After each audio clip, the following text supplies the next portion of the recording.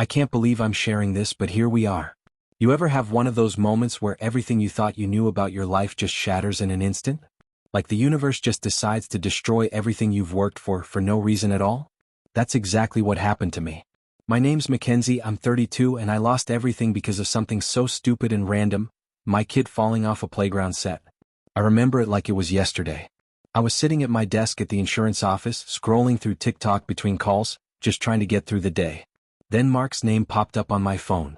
Mark, my husband, the man I'd spent years building a life with, the father of our 2 kids. I smiled as I picked up the phone, thinking he was going to say something sweet about dinner plans or how the kids were driving him crazy. But instead, his voice was shaky. "Hello. Mackenzie," he said, his tone heavy. "We need to talk." My stomach dropped in that instant. I felt a cold chill settle over me. Something was wrong, I could tell. Before I even had a chance to say anything, he went on. "I'm at the hospital. Tyler fell off the playground. He's okay, just a broken wrist. But the doctors did a routine blood test. Mackenzie, they said Tyler's blood type is AB. I froze, my heart slamming in my chest. I'm O negative and Mark is A. That doesn't add up. The words I wanted to say were trapped in my throat. My mind was racing, trying to make sense of it, but nothing made sense. Mark wasn't Tyler's biological father. And I knew what that meant. He wasn't our daughter Emma's father either. Mark's voice was now colder, more distant than I had ever heard it. "How long, Mackenzie? How long have you known?" I wanted to explain, to justify myself, to say anything that would make this nightmare go away. But the truth was I had known from the start. Deep down, I had buried it so far that I almost convinced myself it didn't matter. I could see the pain in his eyes that were full of disbelief and hurt. He let out a hollow laugh, wiping his face. I was so damn proud. So proud of being their dad, of being a good husband. And all this time, it was a lie. I reached for him, desperate to comfort him, to make this go away. But he pulled back, his face a mixture of anger and sadness.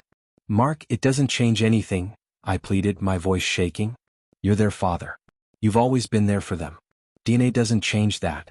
His eyes flashed with something I couldn't quite name. "DNA doesn't change it?" he repeated, shaking his head, his grip tightening on the steering wheel. "So what, Mackenzie? Am I just supposed to pretend that the last 12 years of my life, everything I thought I had with you, wasn't built on a lie?" The question hung in the air, heavy and unbearable. I had no answer. And then, as if something inside him just broke, he let out a long, shaky breath. The man I loved, the man I thought I knew, was falling apart right in front of me. I couldn't stop him. He put the truck in reverse, his movements slow and deliberate, almost as if he was trying to keep himself from falling apart. I stood there, helpless, as he backed away. "Mark, please don't do this," I pleaded, my voice breaking. "Don't leave. We can fix this. We can work through this." He didn't respond right away. He just looked at me, his eyes filled with a raw pain I had never seen before. It was as if all the years we had spent together, the love, the family, the life we had built, had suddenly shattered in an instant. "I just spent 12 years raising someone else's children, Mackenzie," he said, his voice thick with emotion.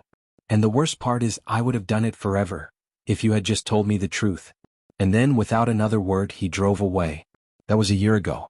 At first, I told myself that he just needed time, that once he calmed down he would come home. But days turned into weeks. Weeks turned into months. And soon enough, I found myself signing divorce papers. The kids didn't understand. "Where's Daddy?"